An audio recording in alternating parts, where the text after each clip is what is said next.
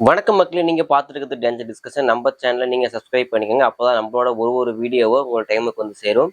So இன்னைக்கான discussion நம்ம என்ன பார்க்க இருக்கோம் அப்படின்னா, இந்தியாவில் ஒரு ஏஐ சமிட் வந்து நடத்த போறாங்க. அப்ஜெக்டிவ் என்ன, அதோட பயன் என்ன, சாமானிய மக்களோட வாழ்வியல் அது எந்த அளவு வந்து தாக்கம் ஏற்படுத்த போகுது அப்படின்றத பத்தி பார்க்க போறோம். இன்னைக்கு நம்மளோட டிஸ்கஷனை நம்மளோட டிஸ்கஸ் பண்றதுக்கு நம்ம நண்பர் இணைஞ்சிருக்காரு. வணக்கம் சைலேஷ். வணக்கம். ஸோ இந்த ஏஐ சமிட் பத்தி ஏதாச்சும் தகவல் கேள்விப்பட்டிருக்கீங்களா? இல்ல. ஸோ இந்த 2026 ஃபெப் 16 ஃபெப் 20 வரைக்கும் பார்த்தா அப்படின்னா ஒரு 5 நாளைக்கு வந்து ஒரு சமிட் ஒன்று நடத்த போறாங்க. அது சமிட்னா ஒரு பர்டிகுலர் டாபிக்ல அடுத்தடுத்த நகர்வுகள் என்னவா இருக்க போகுதுன்றதை டிஸ்கஸ் பண்ணுவாங்க. ஒரு மீட்டிங் மாதிரி. அதான் சமிட்னு சொல்றோம். இந்த ஏஐ சமிட் என்ன அப்படின்னா, ஏஐ சம்பந்தப்பட்ட விஷயங்களை வந்து பேச போறாங்க. அது சம்பந்தமான முடிவுகள் எடுக்க போறாங்க. யார் யாரெல்லாம் சேர்ந்து இந்த முடிவுகளை எடுக்க போறாங்க? ஏன்னா மீட்டிங் 5 நாள். இல்ல யார் யாரெல்லாம் கலந்துக்கிறாங்க அப்படின்னு பாக்குறோம் அப்படின்னா, கிட்டத்தட்ட ஒரு 15 to 20 நாடுகளோட ரெப்ரசன்டேட்டிவ்னு சொல்றாங்க. அதாவது அந்த நாட்டோட தலைவராகவே இருக்கலாம், மீன் பிரைம் மினிஸ்டர் அல்லது பிரசிடென்டா இருக்கலாம், இல்லது அந்த பர்டிகுலர் டிபார்ட்மெண்ட்டோட ஒரு அபிஷியல் வந்து கலந்துப்பாங்க. சோஃபார் கிடைச்ச தகவல் என்ன அப்படின்னா, யூஎஸ்ல இருந்து ஏஐ டெக் பாலிசி அபிஷியல்ஸ் வராங்க. யுனைடெட் கிங்டம்ல இருந்து பார்த்தா அப்படின்னா கவர்மெண்ட் பாலிசி டெலிகேஷன்ஸ் வராங்க. ஜப்பான்ல இருந்து பார்த்தா அப்படின்னா government innovation and digital transformation officials வராங்க.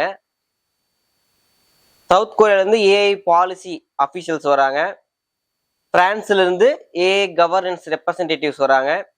கனடால இருந்து Australia, Singapore, UAE, Saudi Arabia, இன்னும் சில நாடுகள். அதுக்கப்புறம் பார்த்தீங்கன்னா யுனைடெட் நேஷன்ஸ், யுனெஸ்கோ, WHO. இது இல்லாம டெக் கம்பெனிஸ், உலகத்துல மிக வளர்ந்த டெக் கம்பெனிஸும் கலந்துக்கிறாங்க. அது என்னென்ன அப்படின்னா, அதானி, சுந்தர் பிச்சை, கூகுள், அடோப் வந்து கலந்துக்கிறாங்க. ஆந்த்ரோபோட்டிக், ஓப்பன் ஏஐ, என்விடியா, குவாட்காம், அப்புறம் Alto network, Infosys, Microsoft, Cloudflare, இந்த மாதிரி நிறைய கம்பெனிஸோட சிஇஓஸ் அல்லது ஹெட் சீஃப் வந்து கலந்துக்கிறாங்க இந்த மீட்டிங்ல. ஸோ இந்த மீட்டிங் வந்து எங்க நடக்குதுன்னு பார்த்தா அப்படின்னா, டெல்லியில பாரத் மண்டபம் அப்படின்னு சொல்லக்கூடிய பிளேஸ்ல வந்து நடத்துறாங்க. 16ஆம் தேதியிலிருந்து 20ஆம் தேதி வரைக்கும். இதுக்கப்புறம் தான் ஸ்டார்ட் ஆக போகுது. ஸோ நம்ம நாட்டோட பிரைம் மினிஸ்டர் வந்து கலந்துக்கிறாரு. ஸோ இதோட தீம் என்ன, இது வந்து எதை பேஸ் பண்ணி எல்லாத்தையும் டிஸ்கஸ் பண்ண போறாங்கன்னா, பீப்புள், பிளானட், ப்ராக்ரஸ். அதாவது ஏன்றது மக்களுக்கு உபயோகமானதா இருக்கணும், எந்த விதத்திலையும் மக்களுக்கு பிரச்சனையான விஷயமா அமையக்கூடாது. ரெண்டாவது பிளானட், பூமிக்கு நம்ம வாழ்ற கிரகத்துக்கு ஆபத்தானதா இருக்கக்கூடாது. அடுத்து ப்ராக்ரஸ், பொருளாதாரத்துல முன்னேற்றம் அடையிறதா இருக்கணும். இந்த மூணும் கலந்த கலவையா தான் ஏஐயோட பயன்பாடு இருக்கணும் அப்படின்ற ஆங்கிள் தான் இந்த 5 நாளுக்கான மீட்டிங்கையும் அந்த சமிட்டையும் கொண்டு போக போறாங்க.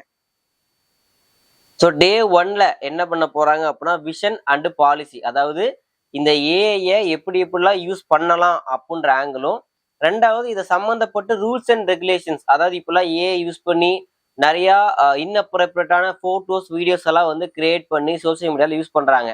இந்த ட்விட்டர்ல கார்க்கு, அப்புறம் சில எடிட்டிங் ஆப்ஸ் எல்லாம் வந்து பார்த்தீங்கன்னா அதை மிஸ்யூஸ் பண்றாங்க. இந்த மாதிரி பாலிசிஸ் கொண்டு வந்து அந்த மாதிரி மிஸ்யூஸ் எல்லாம் எப்படி தடுக்கலாம் அப்படின்றத பத்தி டே 1ல பேச போறாங்க. டே 2ல வந்து பார்த்தீங்கன்னா இண்டஸ்ட்ரி அண்ட் இனோவேஷன். தொழிற்சாலைகள்ல புதிய புதிய கண்டுபிடிப்புகளை ஏஐ வந்து எந்தெந்த ஆங்கிள் பயன்படுத்தலாம், எப்படியெல்லாம் ஏஐ இன்டர்பிரட் பண்ணலாம் அப்படின்றத பத்தி டே 2ல வந்து டிஸ்கஸ் பண்ண போறாங்க. டே 3ல வந்து பார்த்தீங்கன்னா சொசைட்டி அண்ட் ஸ்கில். அதாவது நம்ம சாமானிய மக்களோட வாழ்க்கையில, படிப்புல, வேலை வாய்ப்புல எந்தெந்த மாதிரிலாம் இந்த ஏஐ வந்து உள்ள கொண்டு வர போறாங்க, இந்த ஏஐனால வேலை வாய்ப்புகள் எப்படி அதிகரிக்க போறாங்களா, கம்மியாக்க போறாங்களா, எந்தெந்த வேலை வாய்ப்புகளா அதிகமாகும், எஜுகேஷன் டிபார்ட்மெண்ட்ல ஏஐ எப்படி பயன்படுத்தலாம், டே டு டே லைஃப்ல ஏஐயோட பயன்பாடு எந்த மாதிரி கொண்டு வரலாம் அப்படின்னு டிஸ்கஸ் பண்றாங்க. ஸோ டே 4 வந்து பார்த்தீங்கன்னா எத்திக்ஸ் அண்ட் ரெஸ்பான்சிபிலிட்டி. ஸோ இதை பொறுப்பான ஒரு நிலையில மற்றவங்களுக்கு ஆபத்து ஏற்படுத்தாம ஒரு சரியான ஒரு வகையில எப்படி பயன்படுத்துறது, எப்படி பயன்படுத்தணும், எப்படி அதை எல்லைகள் வரையறுக்கிறது அதை பத்தி பேச போறாங்க. டே 5ல வந்து பாத்தீங்கன்னா குளோபல் கோஆபரேஷன், அதாவது 2 நாடுகள் இல்ல 2 கம்பெனி சேர்ந்து நாங்க இந்த விஷயத்த வந்து இம்ப்ளிமெண்ட் பண்றோம் அப்படின்ற மாதிரியான ஒரு பிளட்ஜ் எடுத்துக்கிட்டு அதை ஒர்க் பண்ணுவாங்க. ஒரு ஒரு பர்டிகுலர் இனோவேஷன்ல 2 கம்பெனி சேர்ந்து ஒர்க் பண்ணுவாங்க. இப்போ வந்து எஜுகேஷன் டிபார்ட்மெண்ட்ல இது இப்போ ஸ்மார்ட் கிளாஸஸ் இருக்கு. அந்த ஆன்லைன்ல ப்ரொஜெக்டர் வச்சு போர்டு இல்லாம ஆன்லைன் நடத்துற மாதிரி சொல்றாங்க ஸ்மார்ட் கிளாஸ் ரூம். அது இன்னும் ஸ்மார்ட்டரா வர மாதிரி மேபி டீச்சிங் ஸ்டாஃபே இல்லாம ஏஐ சொல்லித்தர மாதிரியோ அல்லது சம்வாட் ஏதோ ஒரு ஆங்கிள் வந்து ஏஐ இம்ப்ரூவ்மெண்ட் இப்படி பண்ணலாம் அதை நாங்க பண்றோம் அப்படின்ற மாதிரி ஏதோ ஒரு கம்பெனி இந்தியன் கவர்மெண்ட் கூட சேர்ந்தோ அல்லது இந்தியன் கம்பெனியும் ஃபாரின் கம்பெனியும் சேர்ந்து, அதாவது குளோபல் கார்பரேஷன் நிறைய நாடுகள் அது நிறைய கம்பெனிஸ் ஒன்று சேர்ந்து சில விஷயங்களை இம்ப்ளிமெண்ட் பண்ணுவாங்க. ஸோ இதுதான் இந்த 5 நாள் டிஸ்கஸ் பண்ணக்கூடிய விஷயங்கள். இதுல வந்து எக்ஸ்போஸும் இருக்கும், நிறைய புது புது கண்டுபிடிப்புகள் ஏஐ சார்ந்து உள்ள கண்டுபிடிப்புகளை பத்தியும் இங்க எக்ஸ்போ வச்சிருப்பாங்க. 35,000 நபர்களுக்கு மேல வந்து இந்த ஏஐ சமிட்டுக்கு வந்து வர இருக்கிறதா வந்து தகவல்கள் சொல்லியிருக்காங்க. இப்ப இது இந்தியால வரது மூலியமா இந்தியாவுக்கு என்ன பயன் அப்படின்னா, நிறைய சமிட் வந்து இதுவரை சோஃபா நிறைய சமிட் வந்து ஏஐ சம்பந்தமா நிறைய நடந்திருக்கு. இன்க்ளூட் இந்த ஏஐ சமிட் கூட பார்த்தா அப்படின்னா பிரான்ஸ்ல ஒரு ஏஐ சமிட் நடந்துச்சு. அந்த சமிட்ல தான் நம்ம பிரைம் மினிஸ்டர் இந்தியாவிலும் இந்த மாதிரி ஒரு ஏஐ சமிட் நாங்க நடத்த போறோம் அப்படின்றத அனௌன்ஸ் பண்ணாரு 2025 டிசம்பர்ல. இப்ப இந்த சமிட் இந்தியாவில் நடத்துறது மூலியமா நிறைய நாடுகளுக்கு இந்தியா ஏஐல எந்த லெவலுக்கு வளர்ந்துருக்கு அப்படின்றத நம்ம ப்ரொஜெக்ட் பண்ண முடியும். ரெண்டாவது, இங்க மற்ற நாடுகள் வர்றது மூலியமா அவங்களுக்கு என்ன பெனிஃபிட் இருக்கு, அவங்களுக்கு என்ன அட்வான்டேஜ் இருக்குன்றத நம்ம வந்து ஷோகேஸ் பண்ண போறோம். மூணாவது விஷயமா, இப்போதைக்கு இன்னைக்கு நிலவரப்படி ஏஐல அமெரிக்கா சைனா தான் லீடிங்கா இருக்காங்க அப்படின்ற பட்சத்துல அவங்களுக்கு ஒரு ஆல்டர்னேட்டிவா நாங்க இருக்கோன்றத உலக நாடுகள் மத்தியில வந்து இது பதிவு வைக்கிறதா நம்மளே வெளிப்படுத்திக்கிற ஒரு நிகழ்வா வந்து இந்த ஏஐ சமிட்டை வந்து பார்க்கலாம். இது மூலமா நல்ல மார்க்கெட்டிங் கிடைக்கும், ஒரு எக்கனாமிக் க்ரோத்துக்கு இது ஒரு வகையில வந்து சப்போர்ட்டா இருக்கும் அப்படின்றது இந்தியாவுக்கு இந்த ஏஐ சமிட் மூலியமா கிடைக்கிற விஷயங்கள். ஏதாச்சும் கேள்விகள் இருக்கா? எதுவும் கேள்விகள் இல்லை.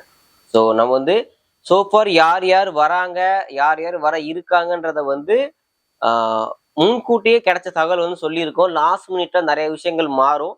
ஸோ 16ஆம் தேதி தான் வந்து அந்த மீட்டிங் நடத்த போறாங்க. இன்னைக்கு வந்து Feb 13 தான், இன்னும் 3 நாட்கள் இருக்கு. ஸோ Feb 16 அன்னைக்கு சமிட்ல என்ன நடந்துச்சு, எப்படி கொண்டு போனாங்க அப்படின்றத நம்ம இன்னொரு பார்ட்ல வந்து டீட்டெயில்டா நடந்த விஷயங்களை பார்க்கலாம். இது நடக்க போகுதுன்ற ஒரு ப்ரீ ஜட்ஜ்மெண்ட் தான். ஸோ இந்த வீடியோல ஏஐ சமிட் பத்தி பேசியிருக்கோம். இந்த ஏஐ சமிட் இல்லது ஏஐ உங்களோட வாழ்வியல்ல நீங்க எந்த அளவு பயன்படுத்துறீங்க, அது உங்களுக்கு வந்து பாசிட்டிவா அமைஞ்சிருக்கா, இல்லை ஏஐ பத்தின உங்களோட கருத்து எப்படி இருக்கு அப்படின்றத கமெண்ட்ல மறக்காம சொல்லிட்டு போங்க. இதே மாதிரி இன்னொரு நாள் இன்னொரு வீடியோ சந்திக்கலாம். நன்றி, வணக்கம்.